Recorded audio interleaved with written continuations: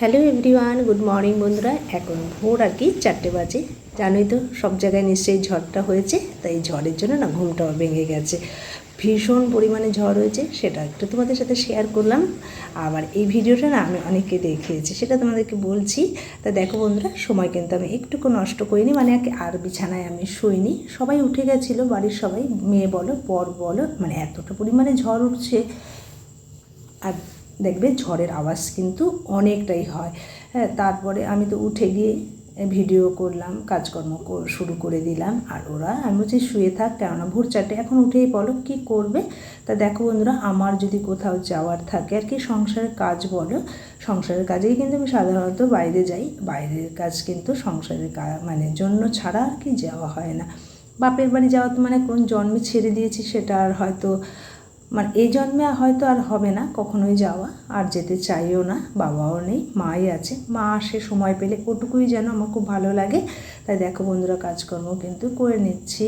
আর কখনো আমি যদি ধরো সংসারের কাজের জন্য আমি তো বাইরে যাই, কেননা বরের ওষুধ আনতে বলো, ডাক্তার দেখাতে বলো, সবসময় এইভাবে রান্নাবান্না মানে সেরে যাওয়ার চেষ্টা করি। কেননা আমি যখন থাকবো না, ওরা তখন ঘরে কি খাবে বলো তো। আর আমার বর তো বাইরে খাওয়া বারণ, কখনোই মানে এই মানুষগুলোকে অভুক্ত রাখতে চাই না। তা সবার জন্য ঠিকঠাক মানে রান্নাবান্না করে নিলাম। আগের দিনেই মেয়ে বলেছে, মা আজকে আর বাজার যাবে না। সত্যি খুব ভালো হয়েছে জানো তো। তার জন্য একটু লতি ছিল, রাতে কেটে রেখেছিলাম। লতিটা কিন্তু আমার বর খাবে না, আমি আর মেয়ে খাবো। আমি আনি না, মেয়ের জন্যই আর কি আনা।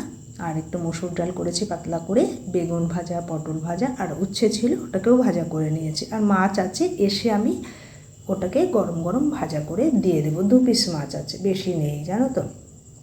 তা দেখো, এখানে কিন্তু তোমাদের সাথে গল্প করতে করতে আমার লতিটাও বসানো হয়ে গেল বন্ধুরা।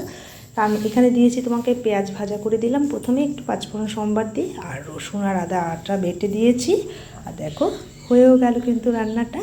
দুভাগে নিচ্ছি জানো তো বন্ধুরা, প্লেটে কিন্তু রাখছি, আমি আর মেয়ে খাবো।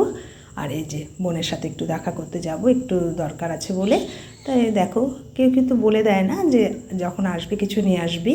এটা হচ্ছে নিজের ভালোবাসার জন্যই নিই কিন্তু, যে বোনকে একটু দেবো, ও খাবে। মেয়েটা খাবে না, ও একাই খাবে। তা দেখো, ওখানে কিন্তু আমার রান্না হয়ে গেছে, ভাতটাও বসিয়ে দিলাম। ভাতটাও হতে থাকবে কিন্তু আমার কাজকর্ম করতে করতে। তা দেখো, আমি ঘরগুলোও মুছে নিচ্ছি বন্ধুরা। সমস্ত কিন্তু আমি সংসারের কাজ বলো সব কিছুই গুছিয়ে করে যাচ্ছি।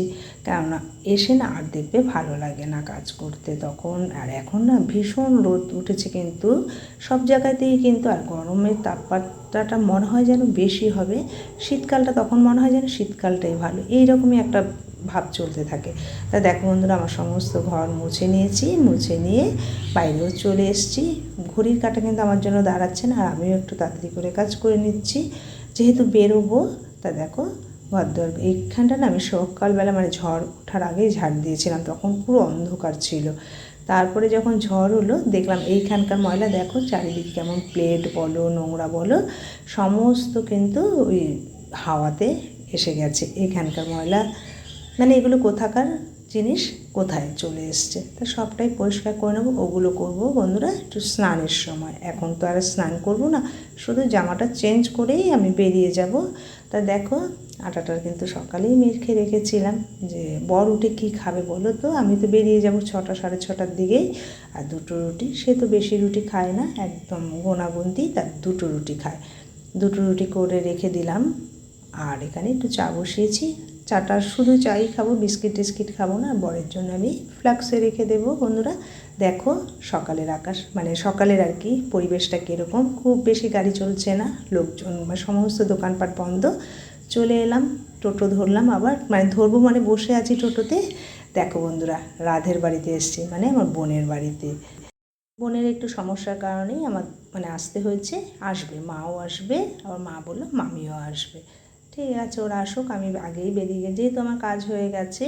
তা দেখো, এই যে বোনের মেয়ে, আর এই যে আমি একটু চা খেয়ে নিচ্ছি। বোন আমাকে চা দিয়েছে, কেক বিস্কুট সবই দিয়েছে, একটু খেয়ে নিলাম ওখানে। এই দেখো, মা চলে এসছে, আর মামিও এসছে সাথে। তাই এখন একটু গল্প গুজব করে নিই। আর ওই দেখো গুরুদেবের ছবি আর আমার বোনের বরের ছবি। জানো তো, আমার বোনের বর ভীষণ ভালো ছিল। দেখো বন্ধুরা, সকালের জন্য আবার ব্রেকফাস্ট করে ফেললো বোন ঝটপট করে, মানে ওরও একটু কষ্ট হলো আর সবার জন্য খাবার করতে হলো। রুটি আর একটু ভেন্ডির তরকারি করে নিল। ভেন্ডির তরকারিটা পেঁয়াজ সম্বার বলে দিলাম আর কি। চা চলে এসছে, এই চাটা খেয়েই বাড়ি বিদায় নেব। আমার তখনও চা খেয়েছি, এখন আবার একটু চা খাই। চা খেয়ে বাড়িছে আমার মামি চা নেই পিতা, ও চা খায় না, কাল হয়ে যাবে তাই।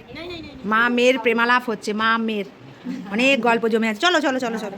হ্যাঁ, বেরিয়ে পড়ছি। যাই হোক, তাই বোনের মেয়ে বলছে কখন আসলে বলো তো, এক্ষুনি যে চলে যাবে। বন্ধুরা এসে এতটাই গরম লেগেছে, এসে একেবারে শ্যাম্পু ট্যাম্পু দিয়ে স্নান করে নিলাম। মা মেয়ে দুজনেই আজকে স্নান হয়ে গেল, দেরি হয়ে গেছে পুজোতে।